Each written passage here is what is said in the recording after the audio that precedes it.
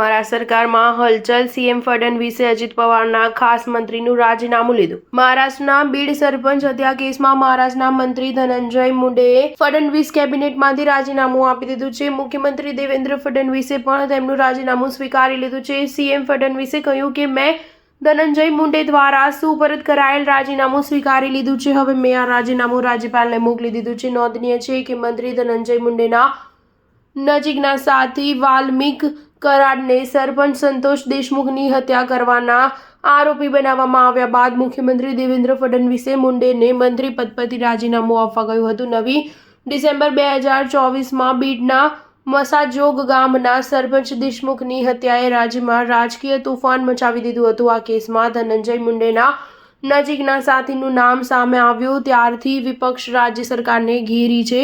ગયા મહિને Maharashtra crime investigation ડિપાર્ટમેન્ટે સરપંચ સંતોષ દેશમુખ હત્યા કેસ અને 2 સંબંધિત કેસોમાં બીડ જિલ્લાની એક કોર્ટમાં 1200થી વધુ પાનાની ચાર્જશીટ દાખલ કરી હતી. બીડમાં એક વીજ કંપની પાસેથી કથિત ખંડણી કરવાનો પ્રયાસ કર્યા પછી દેશમુખનું અપહરણ કરવામાં આવ્યું, ત્રાસ આપવામાં આવ્યો અને હત્યા કરવામાં આવી. આ ગુનામાં 7 લોકોની ધરપકડ કરવામાં આવી છે, જ્યારે મુખ્ય આરોપી કૃષ્ણા અંધલે હજુ પણ ફરાર છે.